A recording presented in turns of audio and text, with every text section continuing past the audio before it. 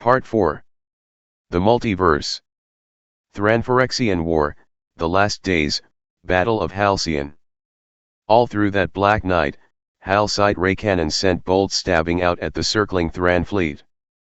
Orange beams flashed into being and disappeared. Only occasionally did they strike a ship, and even then were too weak to destroy it. They only thumped hollowly and sent up vapor from heated wood. Still, these attacks kept the Thran fleet at bay. Cannon fire created a 4-mile radius dome into which Thran forces dared not enter. Meanwhile, Phyrexian mirror crews focused moonlight to test their aim. Once the sun rose, beams of solar radiation would rake the battlefield and pop Thran ground troops like ants under a lens. The Thran were busy too. Crews spent the night rigging smoke vents at the prows of ships, for thick smoke-absorbed ray cannon blasts. Thran foot soldiers meanwhile polished their armor and shields to gleam like silver. Cuirasses, helms, gauntlets, shields, they would be mirrors scattering the sunbeams focused on them. Other soldiers, dressed in black, struggled across the nighttime desert toward the mirror arrays. A few escaped notice and smashed portions of the array. Phyrexian guards, in turn, smashed them. The most secret crew of all was Halcite, led by Yawgmoth aboard the war caravel Yatagan.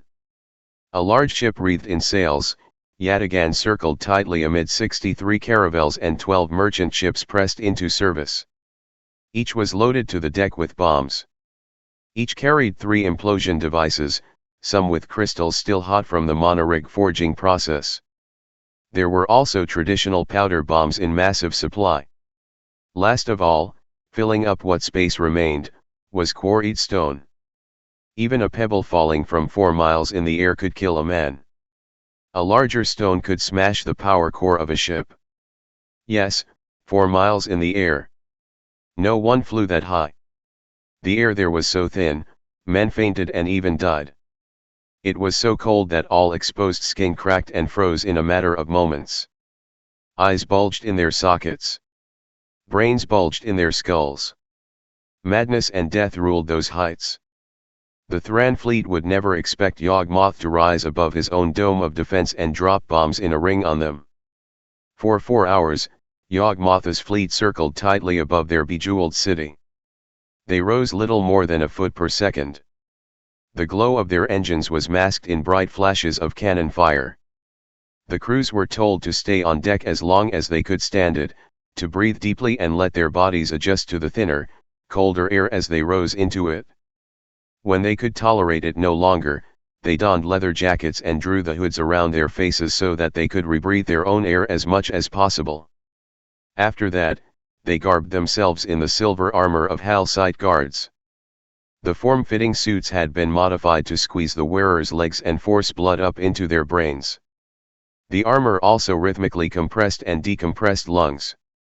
When even that was insufficient, the crew were to retire below decks into sealed rooms where pots of water were boiled to help thicken the air. They were abjured to endure racking headaches by thinking of Halcyon and those they loved. They were commanded to channel their pain toward the Thran fleet laying siege below. It worked for most.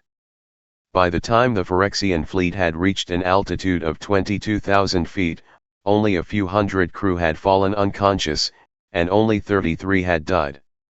Yawgmoth did better than most. In Phyrexia's embrace, he had been transforming himself: stronger muscle, thicker bone, sharper wit, lack of fear.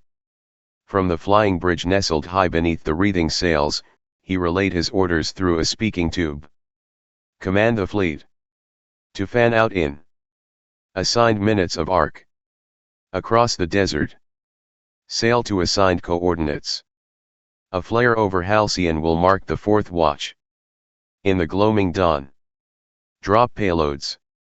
Since then, it had been only agonizing headaches, dizziness, nausea, groans on air so thin and cold that it would hardly carry sound.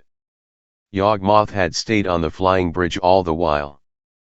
Peering past Yatagan's wreath of sails, he watched the faint ring of engines widen pale red stars among cold blue constellations. Dawn approached, gray below the east. Halcyon cast a dim shadow westward over the head of the Thran army. The Thran fleet drifted in a slow ring far below, just where they should be. If any Thran looked straight up, they would see the Phyrexian fleet glinting quietly among the fading stars.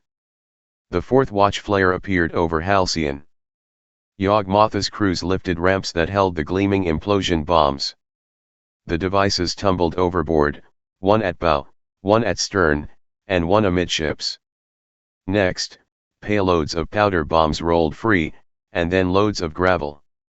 The first implosion bombs exploded below, an awesome ring of perfect gray circles appearing where decks and rigging had been. Smoke from the powder bombs followed. At last, the sound arrived, a small racket here: caving hulls, staved timbers, failing plates, screaming soldiers. Those sounds were borne away by the manifold popping of smoke powder bombs, and they in turn by the roar of rock hailing down. Sound lags. Yawgmoth watched the Thran fleet die. Ships rolled over. Fires belched from their decks. They spun, collided, ground together, splintered, plunged. As they spiraled toward the sands, doomed crews stared skyward. "Yes. Look at us!" Yawgmoth shouted, though every breath was precious. "See the gods who slay you!" Ship after ship crashed on the sand. Their power cores cracked. They imploded with a new series of blasts. Sand and splinters, bone meal and blood belched up. A red cloud enveloped the whole fleet. It was easily enough done, Yawgmoth thought. From the cloud emerged Thran ships. Somehow vessels had escaped, many vessels. Perhaps 1 in 3. 100 warships converged toward the city. They were sheathed in smoke from the vents at their prows. Every ray cannon on the wall fired. Streamers of death jabbed from Halcyon. They struck the tightening ring of Thran craft. A few exploded or straggled downward. Most plunged on in their protective sheaths of smoke. "Down!" Yawgmoth shouted through the speaking tube to his communications officer. "Every ship, down! Descend to engage!" The prow of Yatagan dipped.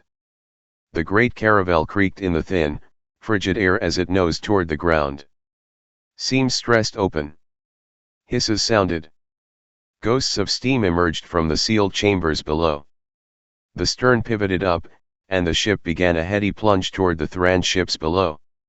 "Range!" Yawgmoth shouted as he gripped the rail. 4 miles and closing, the navigator called. The rest of the Halcyon ships banked from their positions and soared downward. Speed: 80 knots and accelerating. Intercept. Spokes of orange fire stabbed out from the city. They broke across the Thran ships. Most of the beams tangled with smoke sheaths, dissipating. A few cracked hulls, waking fire and new smoke. The Halcyon fleet converged on the tightening hub of Thran fighters.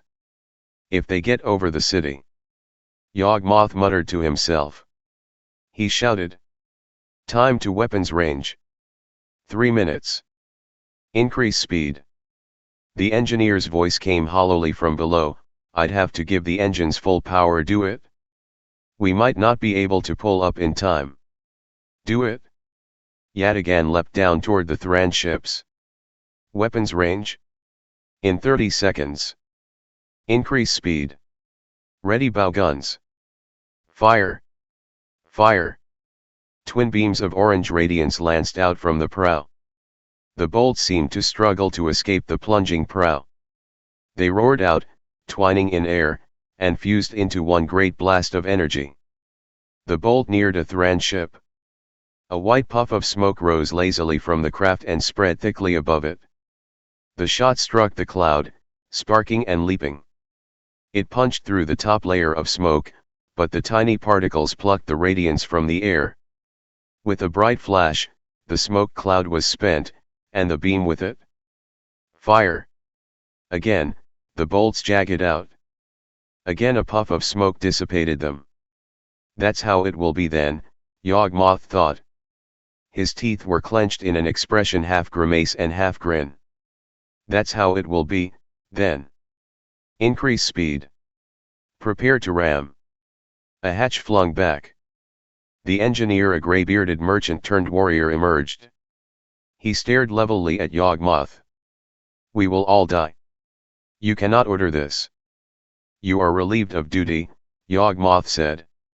He clamped down on the engineer's collar, lifted him, and with one swift and impossibly casual motion, flung him overboard.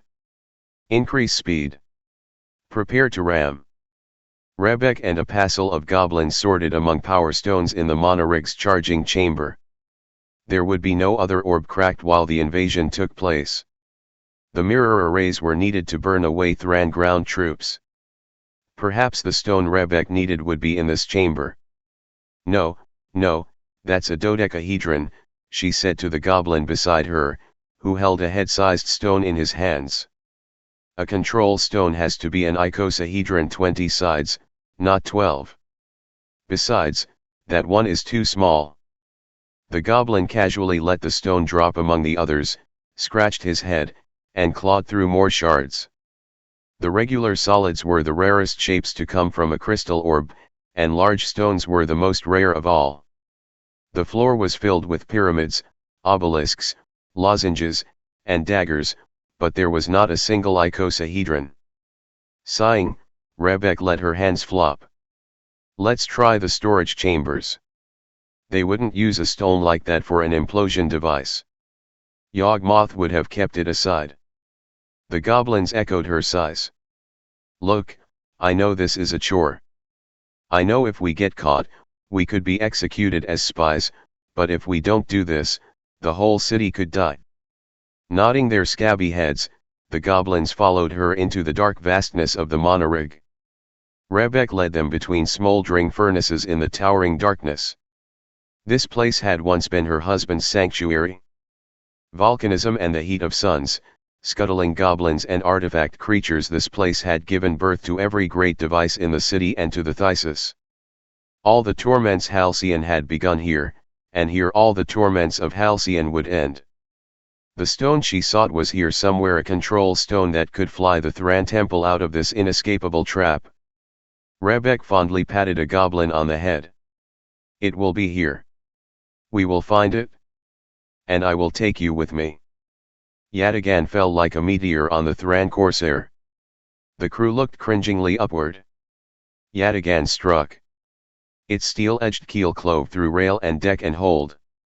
The Thran ship cracked open like an egg. There was a shrieking moment when the sundered decks were even with those of Yatagan. Foes stared levelly into each other's eyes. Then Yatagan plunged on through the corsair. The two halves of the ship spilled away from each other. The thunder of shattering wood gave way to an eerie quiet. To either side of Yatagan, shorn sections of corsair tumbled. Level out. Climb. Yawgmoth shouted. The engines surged. Groans came from the hull. Yatagan slewed sideways, dipped slightly, and then rose again, through the rain of debris and smoke. An exultant whoop rose from the crew. Increase speed. Prepare another ram. Through the speaking tube, the navigator asked. How did you know our ship would hold together and theirs break apart? Simple physics, Yawgmoth said rapidly. The hull is a dome. A dome can withstand great pressures on its convex edge but not its concave edge. His explanation was cut short by an orange blast from the city walls above. A cannon ray raked across Yatagan. The speaking tube and the navigator at its other end ceased to be. Amidships flashed away in a roar of flame and smoke. Charred remains, bow and stern, spun crazily, spilling cargo and crew into the whirling air. Even as Yawgmoth was thrown from the flying bridge and tumbled into empty air, all he could think was that he would find the gunner who did this and rip out his eyes.